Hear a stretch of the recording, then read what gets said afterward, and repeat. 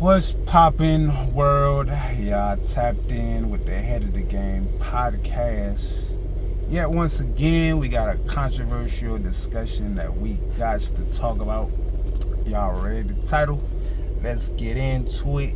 So I was on social media last night and I came across this reaction video about Dr. Umar basically reacting and responding to his thoughts of Kevin Samuels. And I find it ironic because if you listen to enough of both of them, they both have different ideologies and different approaches, but they're both trying to reach the same goal.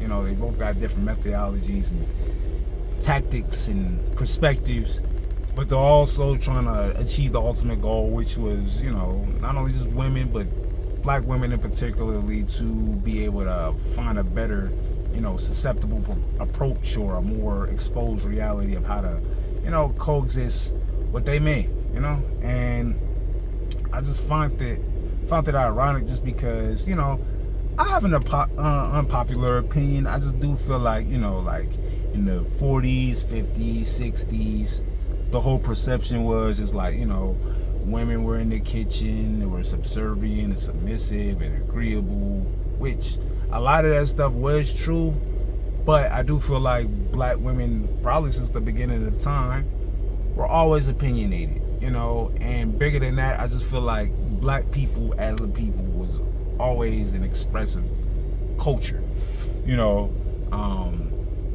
Always showed expression. I just feel like the men of old or the men in the past had a better toolbox to know how to navigate through our women's emotions and, you know, through their psychology, and knowing how to not just handle them, but pretty much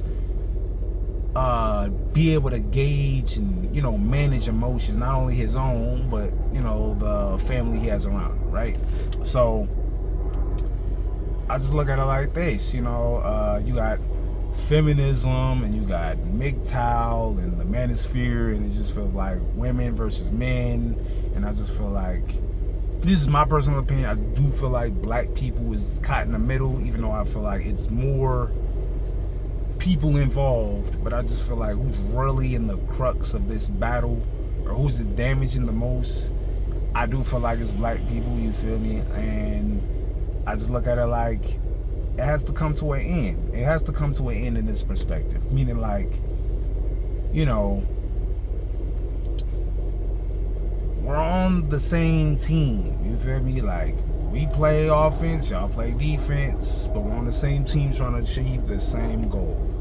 And I just feel like it's different assignments, you know, but the ultimate task at hand is to get to that next level, you know, or get to a level to where we can win the ultimate goal, which is, you know, having us at a better place as a people. And I just feel like the only way that can, you know, well, not the only way, but a big way that could be in the right direction is if we learn how to, you know, coexist with each other. And, you know, we just need to have that conversation where we just at the table, we getting out all these hard truths, you feel me? Like, and nothing to attack that person like, oh, you're wrong because I'm right, or, you know, like, speak your truth, you feel me?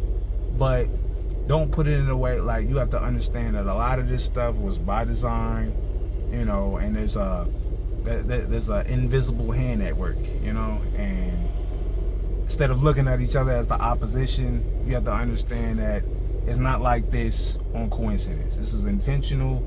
And, you know, if you do your research in your history, you will then begin to see the domino effect of the transfer of power, of where we're at, how we got here, and where we could potentially go. So I'm gonna just leave it at that. If y'all got any thoughts, concerns, you know, comments, leave them down below. Comment, like, subscribe. I'm up out of here. Deuces.